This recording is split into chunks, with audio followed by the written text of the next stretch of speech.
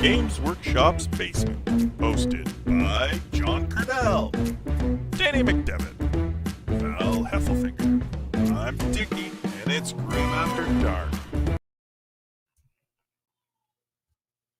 Welcome everyone to Grim After Dark, Warhammer 40,000's only late night show for some reason. My name is John and I am back behind the desk, poorly lit but ready to misinform, annoy, and talk about the goings on in the world of Warhammer over the last week. It's a task so massive that I cannot do it alone, and thank God I don't have to as we welcome our amazing, humble, and award-winning co-hosts. First up is a slight friend. He brings a wealth of knowledge and experience to the table. He's played some games and he's mad as hell he doesn't get to talk about it. Let's give a warm hand to Danny McDevitt. Yeah, I'm pissed. There's all kinds of games I want to talk about. Can we talk about Malifaux, for just a minute? Can we talk about your hobby progress right now? What's that? No, we cannot. We can't? No, we cannot. Also joining us on the show is our resident comedy genius and all-around fantasy enthusiast. It's Val Heffelfinger. Val Heffelfinger, everyone. Comedy genius. Cut off. And I'm pointing like that so my arm doesn't cut off there. Beautiful. Val, back in the center TV where you belong. I did keep the glasses from going out there. I have noticed it does stop people from noticing how insanely tired and beaten down I am by life right now. So also where you're looking. It's excellent for eye lines. But here, I'll take it. I'll let my beady eyes shine through. Chat's jumping in here. When's Danny not pissed? LOL. We can't talk about that, can we, Danny? I mean, we can, but we don't want to. That's fair. It's not entertaining. True colors. Shining through. Some minor things happened in the world of Warhammer last week. Val, we're gonna have to talk about some game stuff in a little bit. We're gonna start. I think my favorite thing that summed up Adepticon. Oh, it was Adepticon last weekend, by the way. I'm sure it all ran smoothly. Who knows? They don't use BCP for a lot of it. But we're gonna start with what I think summarizes the entire weekend of Adepticon for me, which is this sort of first meme here. Danny, what are we looking at? We're looking at a meme. This is traditionally set to a dog and Death taking the dog, saying, "It's time to go. Was I a good dog?" And no, I was told you were the best.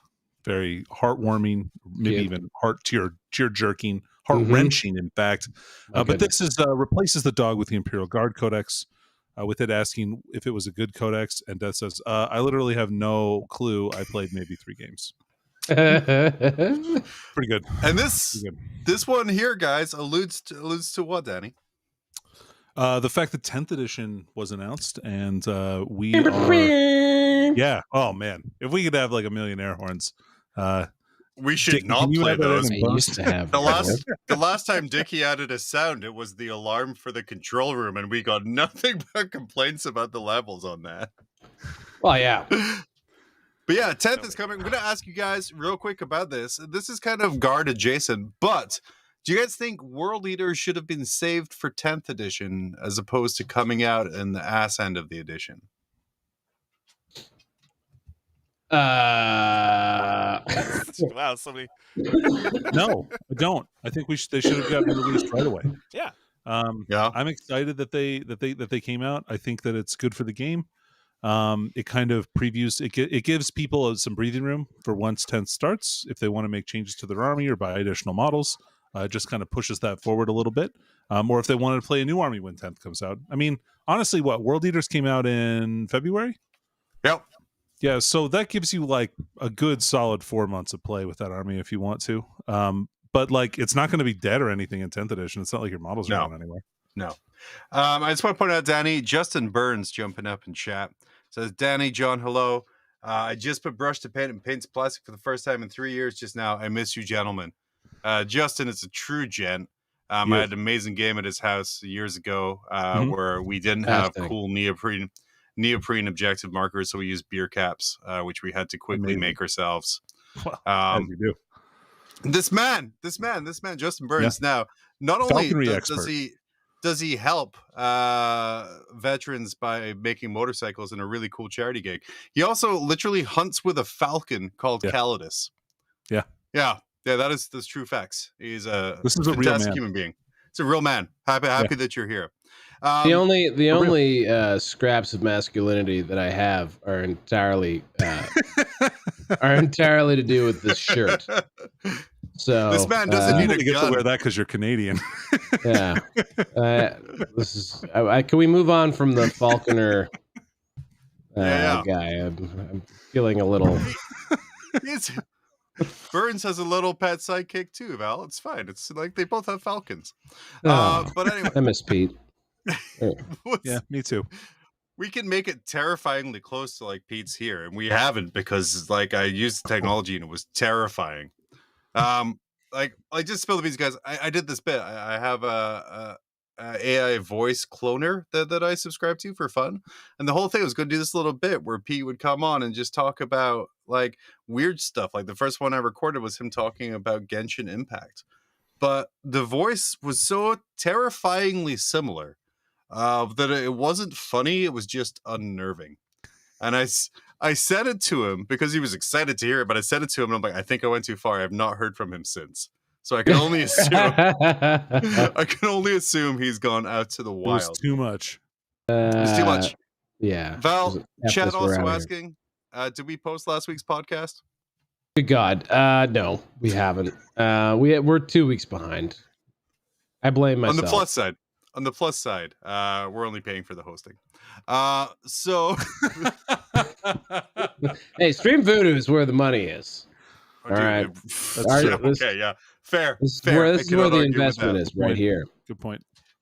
I will say, does the confirmation that the edition is ending soon make any of sort of the design decisions we're seeing inside Codex World Leaders, Codex Imperial Guard make a little bit more sense now, Danny? There was a couple changes in those books that you're like, huh.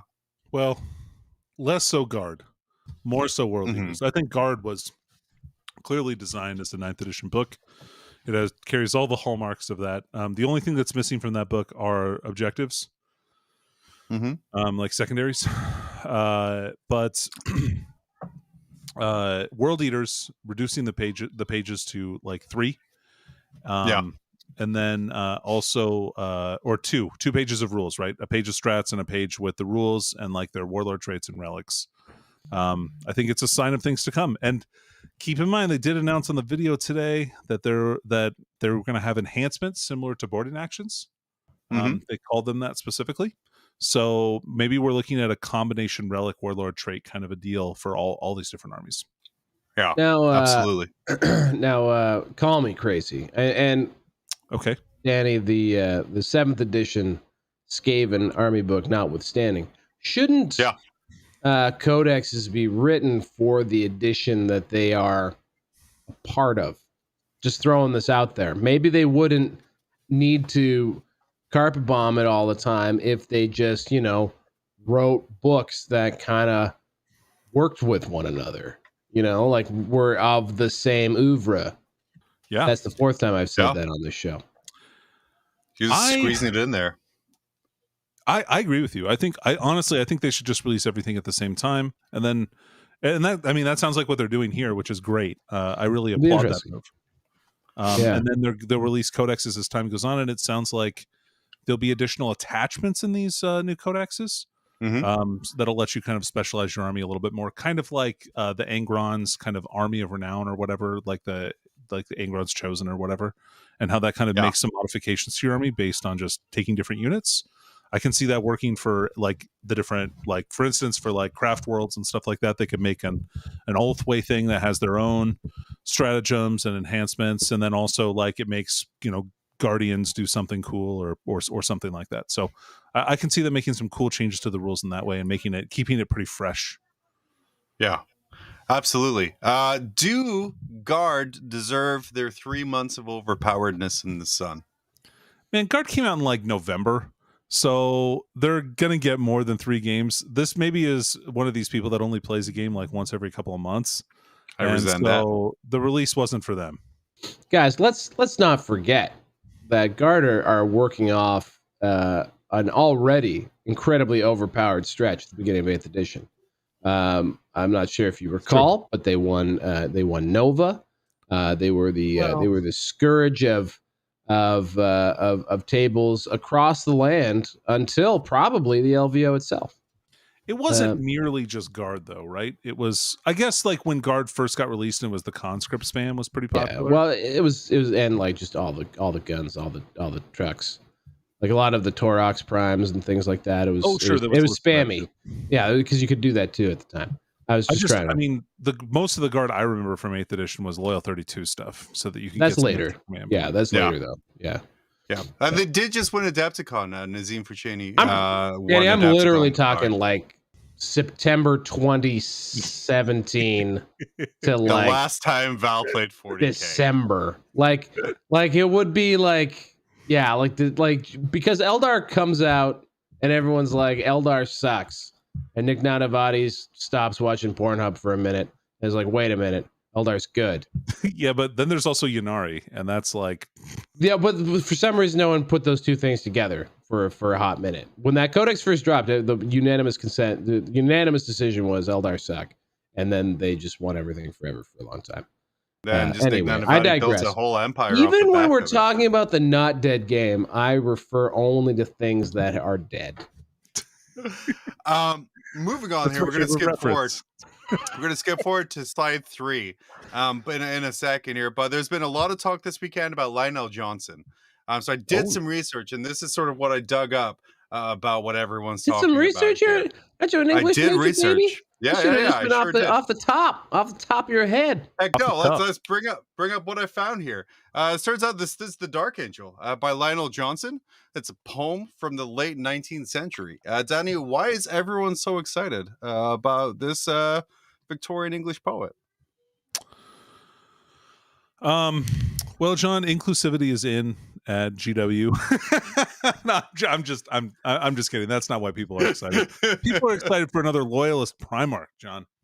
That's true. Who could predicted here, by the way? What's that? We predicted this. We did. We called it. We're now a 1-for-1 on takes. I will say I got lost in a rabbit hole because I wanted to make the joke about Lionel Johnson, about the poet. But like it turns out the Primarch was actually fully based on this poet from the Victorian England. Turns out Lionel Johnson, the poet, was a gay man in Victorian England in a time where that would get him murdered. So he hid this massive secret from authorities, and then he just converted to Catholicism, was ultra Catholic in a way to show how loyal he was. And then it was all kind of comes through in this poem, The Dark Angel, which is phenomenal. But I do. And it's actually a super good poem as well. You should definitely check it out if that's your bag. If we go to slide 4 here, we do have the right lion up here, the right Lionel Johnson. I just have a quick question though. Yeah. Do you think that the writers went any further than? Oh, wait a minute. I remember in grade school there was the Dark Angel. Who wrote that? Yeah, that's the Primarch, isn't it? And then that just ended there. Notwithstanding all the other traits and interesting things about Lionel Johnson. There's too many other similarities in narrative plot threads that can be connected between the two characters to make it more than a coincidence. This is obviously someone who studied the literature of the time and was very familiar with Johnson's work, because the way the Dark Angels are as a chapter, the way they move to be like ultra puretical in order to repent and kind of throw stuff off the scent, really just makes it's more than a coincidence. And I think honestly it's just wonderful and I love it. And it's such a great way to do it. I will ask on this one though, guys, what are some other characters from other historical authors or historical characters were inspirations for some of the other Primarchs? Like from literature? Yeah, or even just movies, I guess. Well, Edgar Allan Poe, obviously, and Sanguinus. Yeah, it's fair. You mean you correct? Have? Jesus yeah, sure. Christ, man. You have I did that on purpose. I knew his name wasn't Sanguinus, but that was the other Primarch name that I knew in that moment. Rebute, Gilliman, and the Gulliver's Travels. The Khan is an obvious one that comes to mind, right? Like Moby Dick. Yeah, Wolf of Wall Street, right? With the Khan. Yeah, right. Or Wrath of Khan, actually, is what I'm thinking of. Yeah, that's another more obvious one there. Yeah. That's me. I want to say, like, Horus is quite obviously Vin Diesel from the Fast and the Furious movies. True. Because it's all about his Chaos family. And the more people he fights, the more people he eventually just takes along with him for the next movie. But yeah, it's a wonderful thing. But yeah, Danny, throw that slide back up. Danny, this is a famous Lionel Johnson quote I found. It says, "I live, bitch." Guys, brand new Primark model. It was one of 2 or 3 it could possibly be. Danny, talk to us about Lionel Johnson. Well,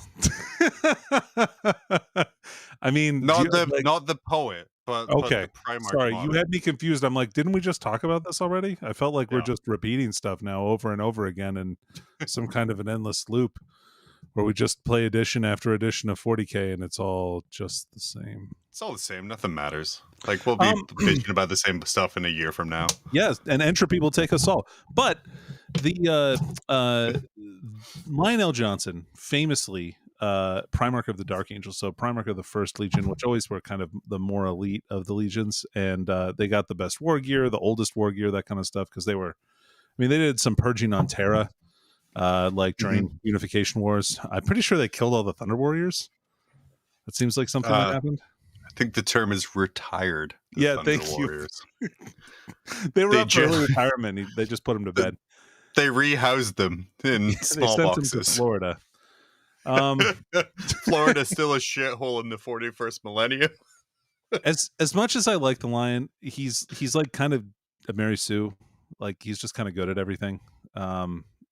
So Gulliman also sort of set up as sort of a Mary Sue in the 41st millennium as well, right? So were you sort of surprised we went for similar characters? Or would you say he's similar to Gulliman? No, I don't think he's super similar to Gulliman. I don't think he cares about, like, the Imperium. So I think he's kind of more into himself, which is fair. I think he was pretty pissed the Emperor chose Horus over him as the War Master, because he felt like he was the obvious choice. He had a similar number of wins. No other Primarch could boast as many victories as the Lion, other than Horus. So, but I don't think he has the demeanor for it. There's a lot of secrets, obviously, that he likes to keep. About Luther. Him and Luther's relationship seems kind of, like he wanted to keep that from the Emperor. Yeah. Why do you think it is that they decided to bring Lionel back? Now, there's been whispers in the Averys of the world that Leman Russ is a model that's ready to go as a Primarch.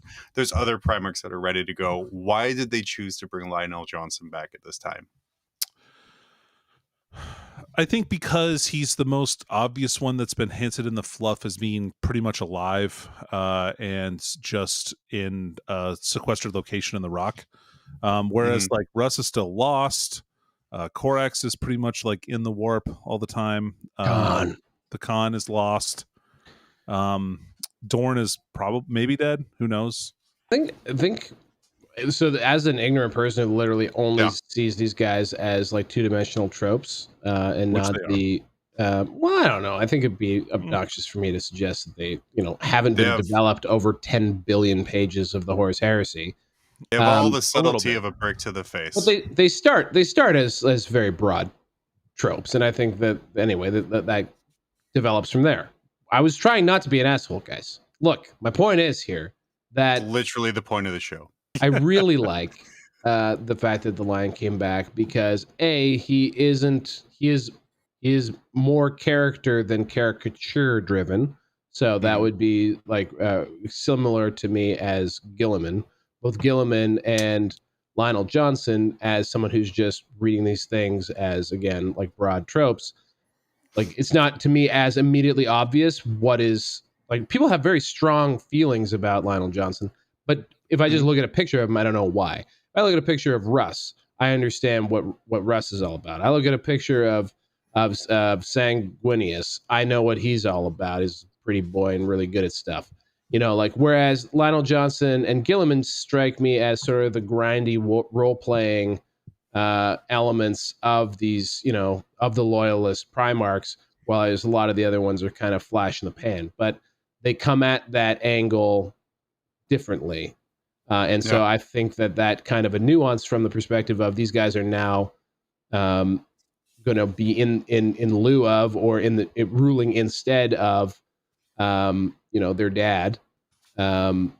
Having one that's same but different, I think is kind of oddly more interesting than like if friggin' NML, like Russ like rolls in from the warp and is just like metal as fuck and doing his impression of Animal from the Muppets, just got like wolf I teeth think it's and shit.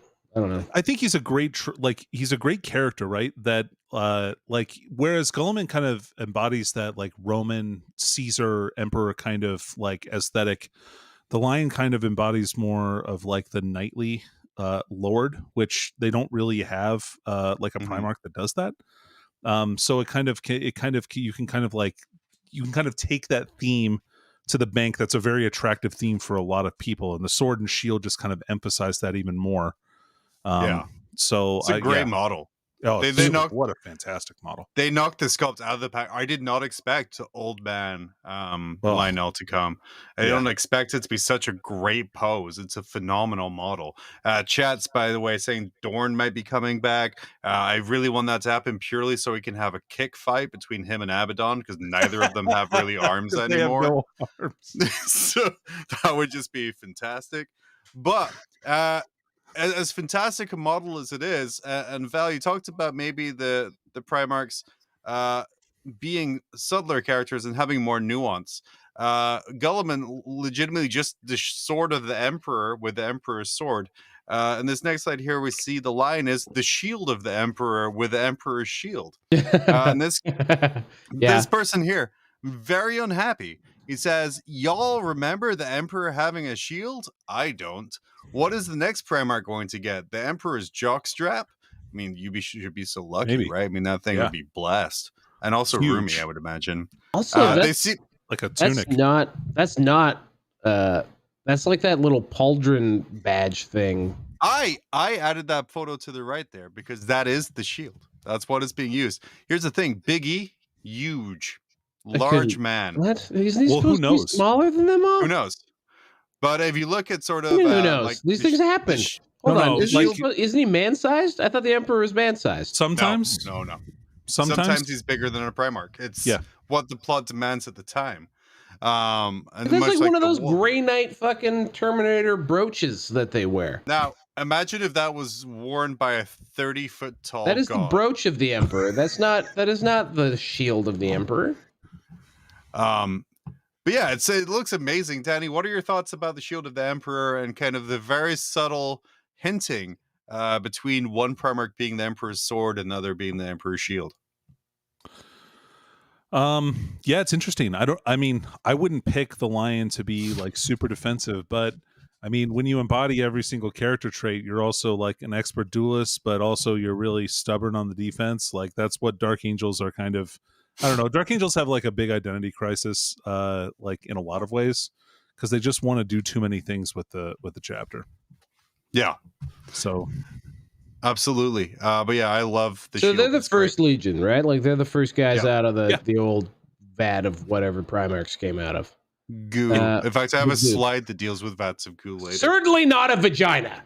It's the Emperor's jelly juice. Let's just be clear here. Okay? A bunch of shamans. Vaginas. 20 shamans sacrificed themselves to create one god who just jizzed into a jar 20 different times. So it's like legions, go. Listen, it takes a village of scientists sometimes so that I can relate. It's all good. But nonetheless, what am I saying here? He's the first Legion. Like he's the eldest. He's the eldest bro, and he gets kind of surpassed. Despite, being identified as a Mary Sue here, as like good at everything, but they all are, right? Like they're all true.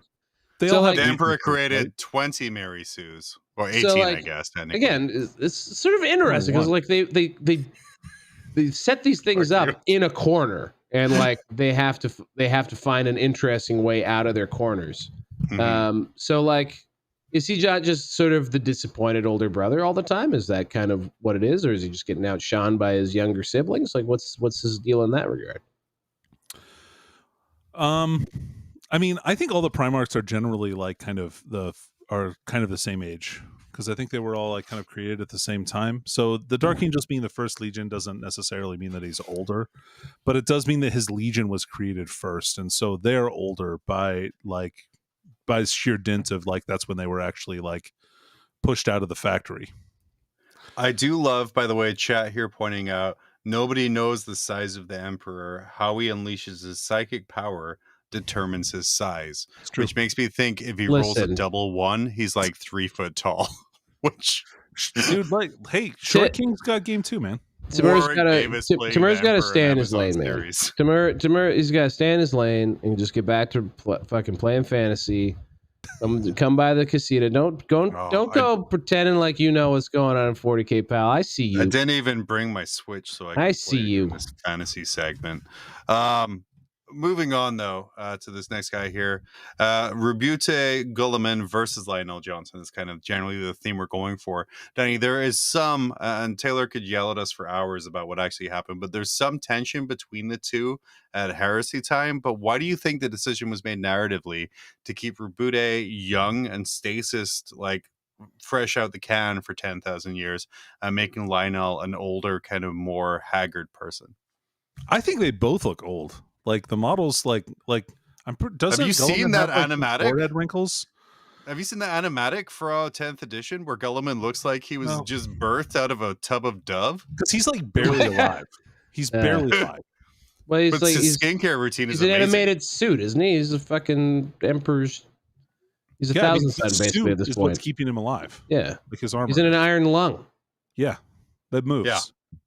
I will say, I'm very getting tired of people comparing Lionel Johnson to literally every character with a gray beard who's ever been on television ever. Yes, he's an old man. But if you can zoom in, like we don't have it here, but if you look at the paint job they did in his face, the blending on the layers on the skin is insane. Like they knocked it out of the park with a paint job in this model too. It's just contrast. Just contrast. The Heavy Metal Studios taking a budget cut 2023. So yeah, it's just contrast. I think his model gives off like some like big Gran Torino energy. Like he's gonna say something like a little racist. Like I think that's the kind of thing that when I look at the lion, that's what I see. I'm excited for right-wing memes to just be photoshopped over his face. No. To make him like the character. To make him like Clint Eastwood and all of those things. You can pry my shield. You can pry my brooch from my cold dead hands. That's sharp. There's nothing more manly than that. Moving on, we have this guy here. I think this is the last we're going to talk about Lionel Johnson here. But Danny, it's momentous, by the way. Like even like myself, huge. It's huge. It's a Primarch, guys. Like this is Primarch. Like they've been trickling them out, but it's a Primarch, guys. This is big. This is big. But yeah, this next one, Danny, what are we looking at here? Didn't we do this joke already? This is a better one though. This is a better version. Yeah. The one I did earlier, I had to factor in the fact I was talking about a Victorian poet beforehand for comedy. This one is just more the original joke. Mm-hmm. Excellent. I think that Lionel's got a bit of a Pete the Falcon passing a kidney stone vibe to his facial expression there. But look at the paint job on his face. Look at that face. That is a gorgeous paint job. It's amazing. I want to know what set of hands painted that. I don't want to know the person. Games Workshop was right on the money for that one. Don't give a shit who painted it. I just want to see the hands. I just want to see their hands. But what I put this up there for, Danny, is this was a tweet apparently sent by Grandmaster Azrael. Is my dad, who's been in a coma for 10,000 years, and presumed dad texted me this. Danny, dad's home. What happens with Azrael now? Well, Azrael's known he's alive this whole time. He's been keeping that secret, so I don't think anything happens. He just kind of pats Azrael on the head. Like no one else knew that he was just fucking having a nap? I think probably just Azrael and maybe Ezekiel. I thought everyone knew that he was on the rock. No. On the Do rocks. you not think the Imperium would be a little bit pissed if they're like, hey, so Abaddon ripped the galaxy in half, and we can't communicate with this side. Also, just Chaos super powerful right now. And Lionel's like, hey, my model train set. not quite finished yet. I'm going to finish working on this hill over here. If And it's then good enough for Rod right Stewart. I get that. That was a good joke, John. Yeah, that was very yeah. subtle. Thank you. Appreciate that. Lionel trains guys. That's a thing. Yeah, are you familiar with that? Yeah. Actually, that one, I've done everything I can to not be a train guy, so I don't know any brands. Look, we're just train guys who think we're cooler, but really we're exactly the fucking same. There's zero difference between 14 people and train people. Look, I'm on the divergent timeline, okay? And that there's the tracks will not cross. Like the movie Divergent? Mm-hmm. This is the timeline where I don't get into trains. I get into something much better. More of a young adult kind of. You're a slut universe kind of guy. But Denny, Val, how do you think the Imperium is going to react to this? Because this is again major news. Like when Gulliman returned, it was like, "Oh, God has returned. We're so lucky to see the Primarch." And now there's what was his role before he vanished? What was his deal? Before he went for his nap. Like, what was his? Was Gilliman already sort of in a position of like elevated leadership amongst them? I think the line was knocked out of the fight. Like, because he got knocked out during the heresy by Luther. Mm-hmm. And so I think he was in stasis even by the time they made like Codex Astartes and stuff like that. So I think like after the heresy, he just wasn't around anymore. So, maybe he's going to have to figure that out. Yeah. Maybe just say like he wakes up and Azrael's like, okay, so there's this book we have to follow now.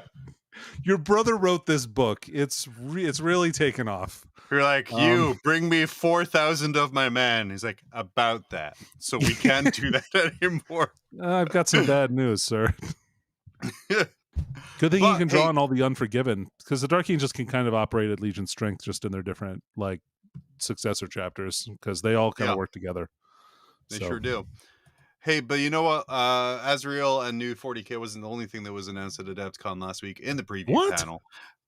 We also got these guys here. Baby Marines live too, bitch. Oh, Jesus Christ. Guys, thoughts on these new Terminators? Or Val, thoughts on me using the same joke 3 times in a row for 2 different models?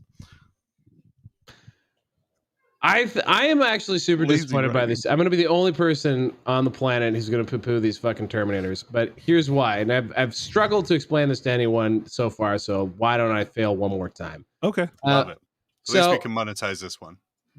So like, if you notice like the way they've been redoing lines of miniatures, and also by the way, the Seraphon were revealed. Oh my god, dude! God, that's gonna get me an Age of Sigmar. Holy shit! Those are boner jams. They're really awesome. And why I think is because much like Primaris Marines, they aren't just embiggened. They are actually remixes of Seraphon. They take lizard manliness and they add some new features to it. There's a new design motif to them. This is literally a Terminator that has been clicked on in the top right corner of its window and stretched plus 25% size. Well, it was resized. Right down all like this Terminator struggles with the same problems that old Terminators did as far as proportions are concerned, where his head is in relation to his shoulders. Like the fact that it doesn't look menacing or particularly nimble. Like this is a very ancient design style that I think I would have much rather have seen. Dickie, go pull up slide 11 here real quick, and we'll pull this up here, because what kind of Val was talking about here was sort of the thing. If we go to slide 11, was the way the Terminator stands and the pose within the suit that you're sort of talking about. Or we just go through all my jokes. I think they're more proportional. Like I think that they've done that. More proportional. Danny, so thoughts on the new Terminators? Val, obviously, and again, here we go. That's kind of like the pose you have to go to. And the guy says, brothers, rearrange your spines for the Emperor. It's a huge honor to break your neck to fit in a suit. But Danny, what do you feel about the new Terminators? Are you disappointed we're not getting Primaris Terminators? Are you happy that they're keeping kind of a classic motif? Because regardless of what happens, this is a really kind of classic Space Marine look. So I'm interested to see if they actually do decide to keep Firstborn stuff in the fluff and they just decide to keep the Terminator design because it's so iconic for the for Space Marines, right? So like they may make them into Primaris inside of these new suits of Terminator armor. I think that's like probably likely, but I don't know any of the I don't know if they're gonna even mention it in the fluff at all. Do you get what I'm saying though? Like a Primaris Space Marine, like an intercessor, is a tactical Marine. Yeah, but he's not a tactical Marine. You know what I mean? So like, there could have been a Terminators that is a Terminator. I'm gonna workshop that name, but is like I don't know, a further evolution of that design and that concept. This looks like looks like fan service. That's what this looks like. It feels that's exactly like really lame fan service. Well, and I don't like it. Agree with that. I mean, you're talking about potentially. Well, no, Lionel Johnson is fan service, bona fide fan service, and it is fucking sick because they made some really awesome choices with it. They did like cool things. They told the story with it. This is just the same shit. A little bigger. He's a brand new model. Like you have to remember that the Terminator is like the face of Space Marines, like even more than a tactical Marine. Like Terminators are way more Crusade, Space Hulk. Like it's been an iconic like throughout the range. It still got skinny ass legs. Yeah, Dickie, and go if you want to. Yeah, perfect slide. Go right there. Well, like we found out while Mike Brandt was talking and explaining everything for everybody that the people inside that Terminator suit could either be Firstborn or Primaris. What are your guys' thoughts about this? Is this going to be like the kind of the start of it not mattering anymore, and the start of kind of the melding of the types until there's only just Space Marines again? Okay. I mean, I hope they get rid of Firstborn altogether, like because I think it's done. Do you think as Firstborn, as in like the Primaris Firstborn cut gets retconned out, or just that like everyone's Primaris and like Firstborn are just a legacy thing? I mean, I think they're gonna start trimming back on the Firstborn stuff as time more and more as time goes on. I mean, you're seeing all the characters transitioning to Primaris. They're not really releasing any more Firstborn models. I was struggling to think about when the last Firstborn model was released, and outside of like Grey Knights, I think was the last thing I could think of. But even then, Crow was scaled up to be sort of in line. The same as the Chaos guys do that too, right? Like the even like the Chaos Space Marine relaunch are all slightly shorter than Primaris Marines, but they're much larger in stature than the models. Danny, are you disappointed Primaris Terminators weren't a thing? So I know that was a rumor for the longest time. I don't really care. I mean, they already kind of have Primaris Terminators and Aggressors. Like the Mark 10 armor is basically Terminator is effectively Terminator armor for like all intents and purposes. Mm-hmm. Well, turn off your macro setting. I don't know how to fix it. Oh Christ! GW has infiltrated his webcam, so only his hands are in focus now. Yeah, because it's just because you put your hand there, it was able to. What are your guys' thoughts on GW saying on the stream the reason that the design hasn't changed is because not even Belisarius Cowell knows how to recreate or improve upon the Terminator armor. Thoughts on him being able to make everything have a grav engine, but not being able to make a suit that breaks someone's neck? No.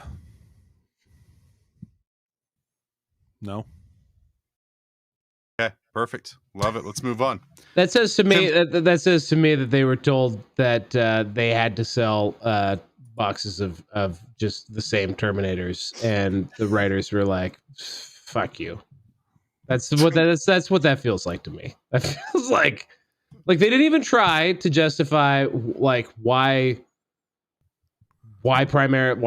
someone who's supposed to be a foot taller can fit in this at the same clip as someone who's a foot shorter, even though to start with doesn't look like anyone can fit in those things. Yeah, platform, sure, okay, whatever. But they're bad. It's a bad thing. It should have been like a limited edition box set. Don't you love Terminators? Here you go. Remember when you were kids? All right, moving on. Like maybe that's what they should have done for this. Yeah, and then given us Primaris Terminators, aka Gravis Marines. We already have those.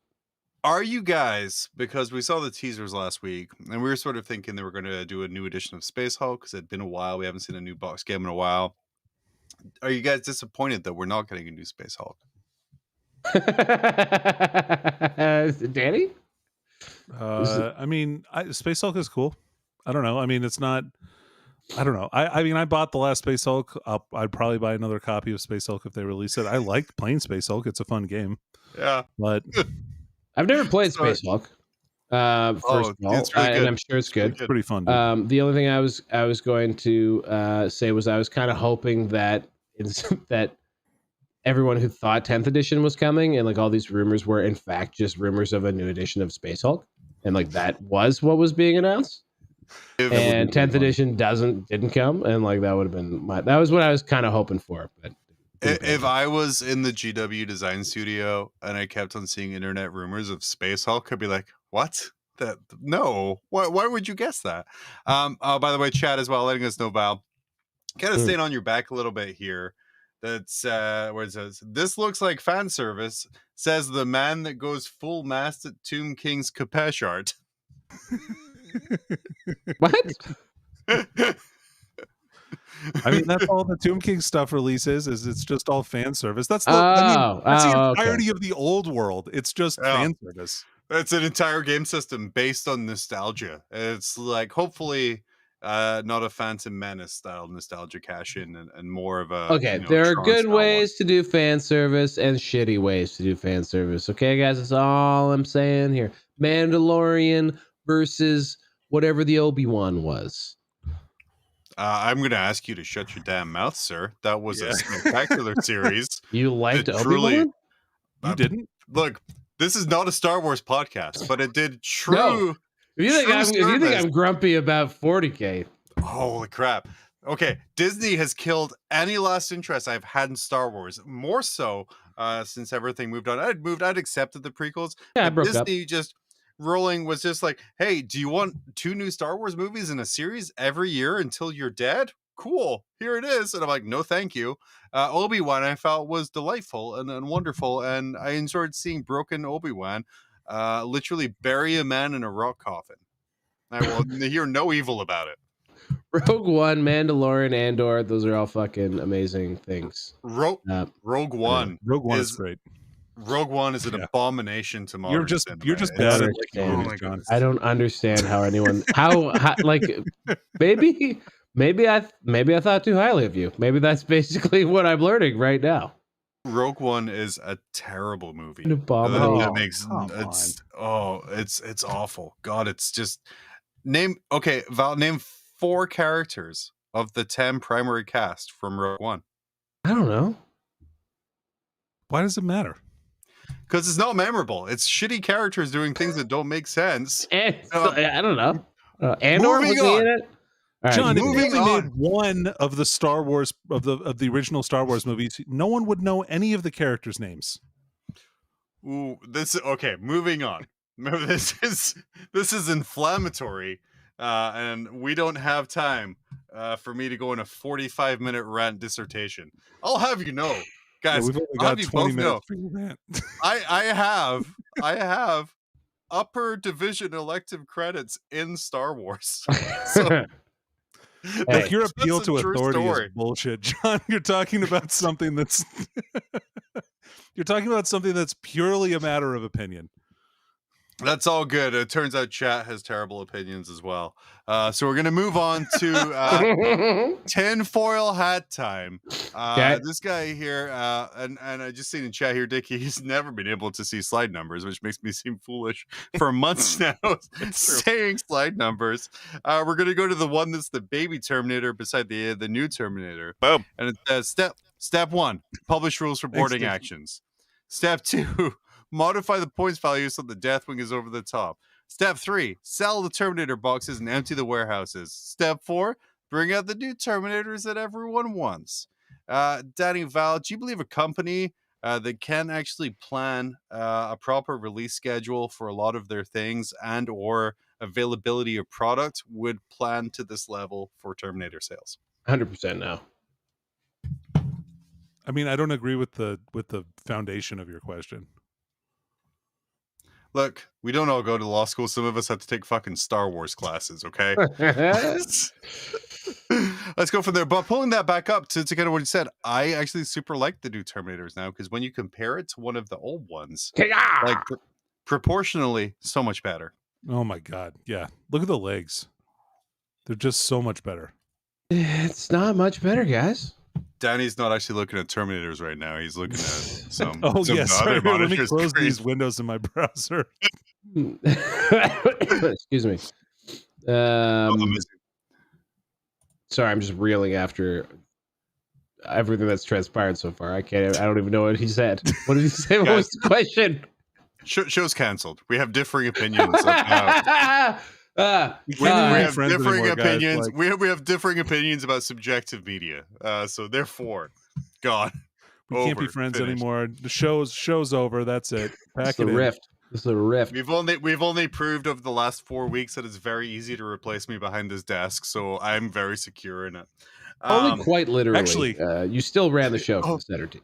Only in its most literal sense, yeah. But Danny, I'm sorry, you were saying before we move on. Now that we have the power of this bot that can replicate human speech, I mean, we've got plenty of clips of you. I can feed it, and we can just write the show that way. That's true.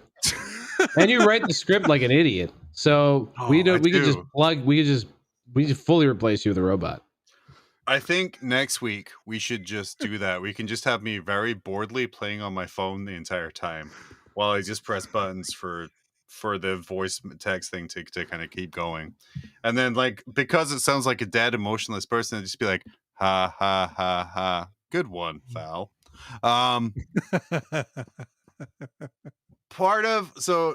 New Warhammer, this the notes for this episode was titled 10th Time's the Charm. And part of that was a complete redesign. Yeah, that's a great episode one. title right there. Good one. Part of the charm of that is they are getting rid of everything, starting again from the ground up with all new data sheets. And we were treated to the preview of one of those data sheets.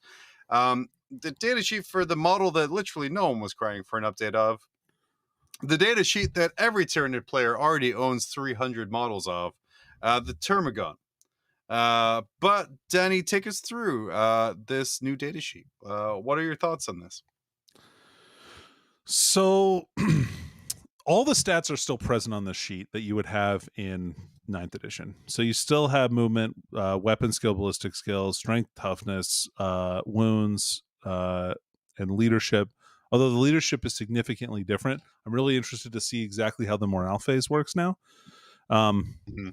But that stat has obviously changed very much. And then they've integrated ballistic skill, attacks, and attacks, and also weapon skill and strength into each weapon's profile. So it kind of makes it a one-stop shop. I mean, I don't know if there's going to be a lot of modifiers in this edition as far as strength values go and things like that. But we'll have to see. That might make it a little bit weird, but probably not. It'll also be cool to kind of differentiate like a power fist on a captain versus a power fist on like a veteran sergeant. So hold on a second here. This is actually a nuance I have not picked up on. So the weapon skill and the ballistic skill, so the hit and the strength is unique to the attacks. Is it unique to the weapon, or is that unique to the weapon on the model? So like to the weapon on the model. So like you can differentiate different weapons on different squads as being just different. So like a Space Marine captain can punch someone better with a power fist than a Space Marine sergeant could. Isn't that already what happens? Like if a Space Marine captain has weapon skill 2 up, sure, and he has a power fist. Sure, but if the strength is different. Yeah, but the strength could be different, the damage different. could be different. But his strength would be different. I don't. Basically, all I see is I see this as making it more difficult to like put into a database correctly. Maybe they're trying to Waha proof their rule set. I actually think it's easier to update balance for models this way because you don't have to change a weapon profile like at its source if it's wrong. You can just change the profile on a particular card. Or unit data sheet. I don't know. I like that. I like that a lot. Yeah. Val, does this make you more or less interested in playing? I just don't get. Has I this don't. level of I granularity? legitimately don't understand why this is better at all. Because like, and maybe that's I'm not trying to be annoying. I promise you, I'm trying to talk this through. So No, I what think it's good. what I see is these data cards being refreshed. So when campaign supplements come out, you get termagants from the Ultima sector, and that is your data sheet for this tournament season. Or you have these kind of things, and it grows and changes. What I see is a way to sell you codex updates frequently without entire codexes. So they're putting all of the rules in the Man. card. That is super cynical. I don't really see these rules not being free anymore. I think that's kind of one of the things they touted, right? They said day one rules would be free, but I they see. said they would be replaced by codexes eventually. But everyone can start playing right away. As I'm just sitting here thinking about, if I look at that card, perhaps the reason why they move I'm thinking, okay, so the ballistic skill, I assume, and the weapon skill is probably native to the model, not the weapon. Correct. And the only reason they would move it there is because you are referencing ballistic skill when you're shooting the weapon. So that is probably why ballistic skill is no longer on that headline. Everything else in that headline chart would be referenced when, like, independently of another value. So that's not necessarily true. I think that might just be for ease of reference. I think it is too. I think it's a lot easier to read and say, okay, I do this. I don't have to reference back and forth between a weapon profile and a model profile. Yeah, I can just roll dice. But also it allows some differentiation between different units that may use the same weapon. But so that's already happening. It does make something simpler as well, because right now for Power Fists or Thunderhammers, you don't now have to add -1 to the hit roll because you can just bake that into the base profile. Correct. So you can make captains hit with some weapons better than others. Also, a captain's Thunderhammer might be different than the Thunderhammer that's on a tactical squad. Like in that, like not necessarily that the attacks are different and the weapon skills different, because obviously that would probably be different. But they could change damage, they could change armor penetration. Because remember, we're going to have a great reduction in the amount of relics and warlord traits and ways to like kind of custom build, like kind of really customize characters. So you're going to have to differentiate those characters from like a sergeant. It's going to seem really silly if the Thunderhammer is the same regardless of who wields it. So I mean, we'll see how that works, but it's interesting because like you're getting away because like one of the other things in this, and I don't know if I'm spoiling later, but like they talk about USRs coming back.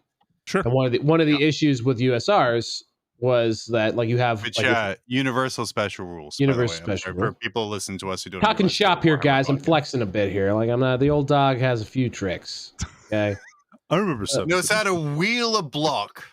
So basically, they use the example of Deep Strike, and they talk about how Deep Strike, you have 17 different words for Deep Strike on a billion different data cards, and they're all just Deep Strike. And so why not just have one rule for Deep Strike? And so philosophically, that makes sense to me, right? So like having a central thing that like everyone draws from, and that's why making every instance of a bolt gun unique seems to run counter to that. Do you know what I mean? What's the difference? The difference is everyone has a bolt gun. They know what the consistent but elements. Not everybody has the same bolt gun. What I'm saying is, it's like Sternguard veterans have a different bolt gun, for instance. The normal models do.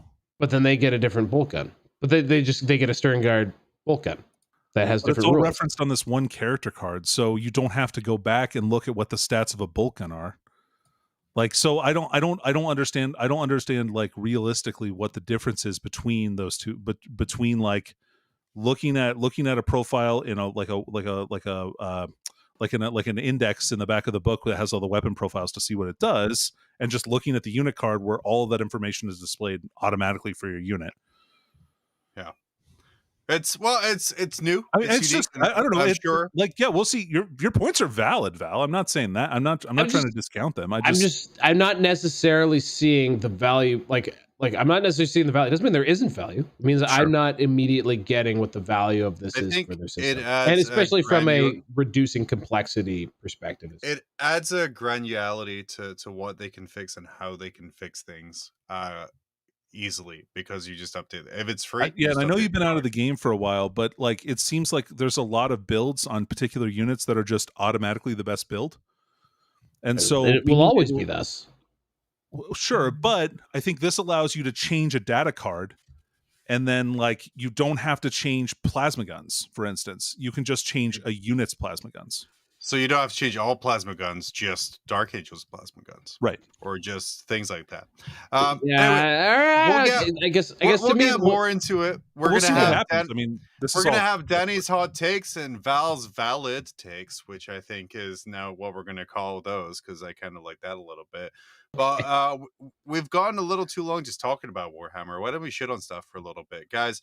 I asked in the Grim Cord, our very own Discord here, what is the worst thing to happen in Warhammer 40,000 game? And we got these great responses. Yeah, guys, I screen capped your shit now. That's right. Hold on a minute. Before we look at this, John, can I just why you're using a white background on Discord? Who the fuck doesn't know what dark mode is? What are you, a sociopath? No wonder you hated Rogue One. You just got problems, man. It's very empirical. I did it because it's easier to read for me with these cool Doonesbury glasses. Doonesbury. Oh man! Someone's got a Google fucking alert set up for Doonesbury. Just woke up like startled at a desk. Like, what the fuck? Am I relevant again? Someone referenced Doonesbury again. What year is it? Second time in 2 weeks. His YouTube algorithms is trending upwards. It's doubled in 2 weeks. But yeah, we asked our captive audience there, literally captive audience, what the worst thing that happened in Warhammer was. And guys, we're going to go through some of these. We have Finecast. What's your opinion on Finecast? Oh man, well, as a guy who's gotten into collecting old fantasy collections, I dodged a lot of Finecast because like sort of when I came into 40K, they were moving everything over to plastic kits.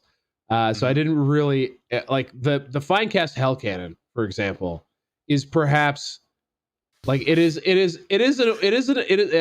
actually a lot like the Thunderfire Cannon from 40K. It is one of those models that is better to buy from China. Like it is a higher quality. To just buy the bootleg of it is the better call. Then the Finecast Raptor. Oh well, did you ever try and build one in metal? Because like.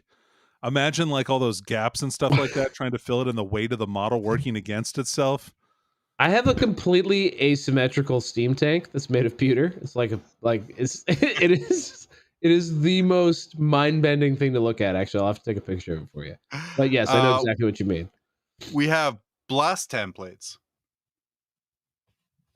What are our thoughts on blast templates, old world boys? I love them, but I also don't miss them. No, I agree with that. Like, I actually think that's one of the things that Ninth Age has going over Warhammer Armies Project is that they got rid of blast templates in Ninth Age. That makes sense. I wish I still had so I threw it out after 7th, but I used to have this it was the coolest thing. It was like a slide ruler. So like the blast was on one thing of it, and then so you would like put it over, and then you could just slide it out the exact distance. Oh, that's cool. It was the coolest fucking thing, and it made actually doing it a lot less aggravating and contentious. And I wish I hadn't just thrown it out. But, oh well, who would have thought I'd never want one again? You and Danny both answered the same thing here, which was blowing up the old world. I mean, the complete holocaust of an entire line of characters and narratives, I think, is a terrible thing to happen to Warhammer. Incredibly popular too. Became their thing here. However, this guy disagrees with all of you here. Hopefully, in the next slide, I went back and covered up his name in time, and Dickie's refreshed. But he says the worst thing that ever happened in Warhammer is this golden ticket nonsense. No, he didn't. Amazing. It's the this golden ticket nonsense is the worst thing to happen to Warhammer ever. Just vile. Wow. Okay. He's very opinionated about that golden ticket. He's just why does this person believe that guy's just gonna turn into a giant blueberry by the end of the movie? Is that the thing now? We're at this point where this golden ticket is sort of like a vaunted item for casuals and a nuisance for competitive players who maybe don't want to pay airfare. I don't know from what perspective that person is shitting on the golden ticket concept. Like for example, I don't know if very good. Thanks much better. Dickie, thank you. There you go. Good work. In Dickie's Good work. defense, I did add that box about 3 minutes ago when I noticed it was still there. Like 3 seconds ago is when you had it. So like I don't know if he thinks that it garners elitism, if it makes people like more likely to cheat. Like there's all kinds of like weird like some of all fears type things that the golden ticket could elicit into people. I have no idea where he's coming from. I will say there are a lot of things I find not great about the golden ticket process, namely that the independent tournament scenes pay for the golden ticket. Thank God you didn't say circuit. We would have been in real trouble if you did. Would we? No, we're good. We're not bad Well, by that doesn't that. exist, bruh. It's the international tournament circuit. But like anyway, it's I don't know. Okay, so like your beef with golden tickets is that Games Workshop is making these small, like these independent tournaments, like pay for tickets. I think the player's assumption would be that GW is giving you a free ride, and it's not that. I mean, they're imagine back in the day, entrance to the event. back in the day, it was. Back in the day, GW gave a free ride, full ride to Imagine Vegas or whatever. You win a golden ticket for your tournament on the west coast of Australia, and you're like, hell yeah. And GW's like, here is your ticket to a place in America. Please provide several $1,000s for a plane ticket and then also hotel accommodation at an exclusive resort, which, while beautiful, is miles away from any other accommodation. So what's a big event in Australia? How many people are in the Gamecon? big 256? They get that big, right? Like At the least? size of the event? Yeah. I would say, I don't know. I don't think maybe they've had a 256 event, and I could be, but I'd be surprised. So let's say it's 200. So like that means that the cost of that event, if you have one golden ticket, it's probably about $2,000 to get to the United States from Australia. Mm-hmm. So it's probably $10 a ticket for the privilege of having that as a prize. Why doesn't GW just do an event in Australia and then send the winner to like? There's a lot. Like this is also, in fairness too. Like again, I don't want to be too shitty here. Like this is also the first iteration of this, so Sure. like this is like fair. Maybe this is awesome, and like GW's like, you know what? We're gonna start covering the things and like investing even more heavily in this. Who knows? But yeah, guys. We're not going to have time to get to the biomass jar this week. Look, I'm an LVO guy, okay? The LVO is the friggin' Super Bowl, and this is in November before the Super Bowl, so it is the worst thing that ever happened to Warhammer. This is like the XFL finals, right before. I know sports. I can make sports. Just arena football, yeah. I do love the concept of an event where you have to qualify. I love it. Yes. Oh, absolutely. I have been going deep on some old Garage Hammer podcasts where they interview the U.S. Masters organizer from Fantasy Days, and like they had subcommittees and regions and chair people. It was a very like detailed and like awesome way to run a competitive thing and play into a very highly competitive event. Yeah. So I think that's why fantasy died. It was the bureaucracy. The bureaucracy killed it. Yes, it was the red tape killed the fantasy. The GW actually the unofficial like Masters tournament that Games Workshop didn't do anything with. Yeah, that definitely killed the 100%. Guys, we're gonna skip. GW Brexited the old world ahead of to similar economic conditions for ahead of everyone else. We're gonna skip past the biomass jar. We're gonna go straight down to the red backgrounded slides that have questions. Guys, we have a Patreon. We're shills for money now. If you were on there, you can ask us questions and I will ask the guys on the show whatever you like. The one thing I'm being told by my producer we're not allowed to do because it tanks viewership is for me to rant about Star Wars in an academic way. But we will bring up this first question that we have here for you guys. It's going to be very delay for time. It's thinking about it. Amazing. So yeah, again, I'm told to delay for time. Yeah. So yeah, shill. At 40K Grim on Patreon. Give us $1 or don't. I don't really care. I just like asking questions here. GrimAfterDark.com for all necessary and relevant links to Patreon, YouTube, podcast. When I remember to post a podcast, I'm so sorry. Shit, I'm 3 behind. After that, I'm 3 behind. Good God. Okay, awesome. It's going to change tomorrow. Tomorrow it changes. Catch up. The podcast. It'll be different tomorrow. I promise, baby. If you go to grimafterdark.com, hopefully soon there'll be a link up there where you can go to frontlinegaming.org, the best online retailer for Warhammer products. Buy stuff through that code. Give us a little kickback from this stuff here. Yeah, we get some money on that, don't we? Yeah, just a little bit there. I got to email Reese, man. Just a second. Just keep delaying. You guys are doing great. Kelsey's asking. What are we setting up? Kelsey's asking. Is that what the chat room is for? And I'm like, no, the chat room is for just, it's a weird little community of amazing people. Burns is going to pay for a Star Wars rant. That'll probably be an exclusive somewhere else where I'll just go scene by scene and do a breakdown of why. Does anyone have a question?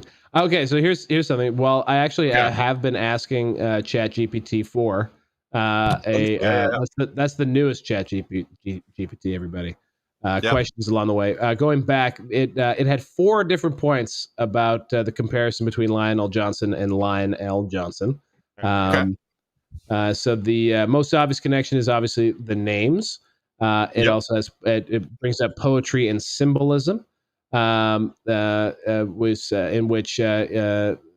Lionel uses darkness, isolation, and the struggle between light and dark. These themes are also present in the character of Lionel Johnson, who leads the Dark Angels. This is a fucking computer coming up with this, guys. Anyway, it's too much for me. I can't handle it. In a year's time, my degree path will be useless because it'll be able to be done by a computer. No, you just gotta get really good. Basically, we all just become the Oracle at Delphi, so we all have to just learn how to talk to the computer really good. Fair. And that's how we'll differentiate ourselves. We're gonna jump in here. Kriegerbot Chaz asks, "Will there be Grim After Dark wheeling widgets for the old world? Obviously, there'll be 87.4 degrees instead of 90." As was standard in fantasy. No, guys, it can't be. It has to be based on the width, on the size of the unit. Like I don't understand this reference. Danny, please. What's the joke? What's this 87.4? I don't get it. No. The important thing is not that it's a 90-degree like wheeling arc. It matters how far the unit wheels based on how wide the unit is. None of that other stuff matters. Fuck. So I just want to show you guys like the golden age of this is an actual Games Workshop device. I have that. I didn't even understand what it was for a long time. This is a measurement thing. It is. It's a sick measurement thing. Look at that little dial at the top. It's like a measurement compass. Yeah. On that note, we are trying to get some merch out. We are trying to talk to our friends at Frontline Gaming. How are you going to Kicker? To get objective markers and mats. Until that point, just keep buying from those people because they make top quality products. Yeah, that's pretty good. Yeah, absolutely. Moving on. Next question we have, Mark M. What marine models should we start painting now to prepare for 10th? Oh, probably not anything from the older editions. Yeah, maybe not any tactical marines. Yeah, I wouldn't. I'd say anything that's firstborn. I like. Do you think all the vehicles get like scrubbed? Like I don't know. I feel like they're gonna get. They're just gonna be chaos kits, man. Yeah, I will say I am really freed by the fact a new edition is coming because when I'm painting and modeling now, I'm just doing whatever, just whatever seems cool at the time. Because is it good? Who knows? Whereas right now I'm like, before I was like, I'm going to the GW Open in Seattle. I'm like, I gotta paint up this unit because it's gonna be I'm fucking amazing. I have to go with this one. And now I'm like, who even knows if it's good or not? It's gonna be a whole new edition by then anyway. Who cares? Yeah, right. And then lastly, that is like the nicest thing about new editions is everything is for a very brief moment good. So that is cool. Val, have you looked at Conquest yet? This is a message from the chat. Have I looked at Conquest yet? Yes. Whenever Tech Priest Sticky goes, hey, have you looked at Conquest yet? And then I'm like, yeah, I guess it's pretty cool. Yeah. Okay. I don't know. I'm in too many square-based things. I've been It's not doing Warhammer. Game of Thrones, Oh yeah, so and you I like don't it? want to do another thing. Oh, I see. Okay. No, that's fair. Also, I really want to do Shatterpoint. I think Shatterpoint is my next game because Oh yeah, I'm Is that like definitely doing meth? that one. Shatterpoint is Marvel Crisis Protocol, but with Star Wars, and I'm very excited for that And I one. love Marvel Crisis Protocol. I do, and I do love some Ahsoka. Looks amazing. Danny will probably split a starter set. Sick. We'll probably just buy 2 starter sets because that's where we're Yeah. at. Well, probably not. We should probably just split one and buy Yeah, some measuring dude, tools. But yeah, that's fair. That's fair. Anyway, last question here, Danny. This one is specifically for you. Where is the Patreon tier to make Danny wah at events? Can't find it. Can't pay him enough. $100 a month. Really? You'd sell No. yourself for $100 a month? Danny, To we've been yell over at a this. tournament, dude. I yell at tournaments all the time anyway. It's because I'm an Yeah, angry you person. remember Special kind of. when we were making fun of coaching on our old podcast, Mob Rules? We were making fun of coaching services, and we made a coaching service tier. It was. We found out how much the Art of War's coaching was, which was $97 a month. And we made our coaching service $100 a month, and we just subcontracted to Art of War. And we're like, this is a really funny joke. What a great joke tier. Until someone subscribed to that tier. And I had to message them and be like, yeah, no, please no. There was a No more $50 there's a $50 chapter tactics tier. And when I took it over from Pablo, I just totally forgot that I took over the Patreon for chapter tactics as well. And someone signed up for the $50 list advice tier. It's like, I just got into the game and I thought you'd ask you guys some questions. I was like, buddy, I got Buddy, no idea. Your choice is Val, who hasn't played since 7th edition, or I was at quite- current release schedule, someone will get back to you in 9 to 18 months. By which case you'll be in for $4,000. Oh, guys, that's I have more, but I think that's a good point to end it for today. Okay. I don't know if you agree, disagree, but we're now overtime by a lot, and everyone's sleepy in Eastern Canada. Well, But yeah. that's all the time we have for today. Thank you for joining us. We explored the grim darkness of the far future, and especially 10th edition. It's been a huge week for news, and we want to thank you for joining us for this. We hope you enjoyed our discussion, our insights, and all things Warhammer. And we will be back next week. Next week, guys, I have a surprise. Guess who's going to be here? Who? You? Dr. Stats himself, Nathaniel Hennig, wants to Oh. come back and Oh, say shit. the F word twice, I would imagine, is the only reason he wants to come back. As he messaged me this afternoon and was like, why isn't the invite link working anymore? The one that he used to book himself with. Until then, grimafterdark.com. Follow us on all social media so we feel stalked and afraid. Frontlinegaming.org for all of your service needs. Check out Signals of the Frontline. I think they're still on Wednesdays. Until next time, stay safe, stay Warhammered, and remember, it's pretty grim after dark.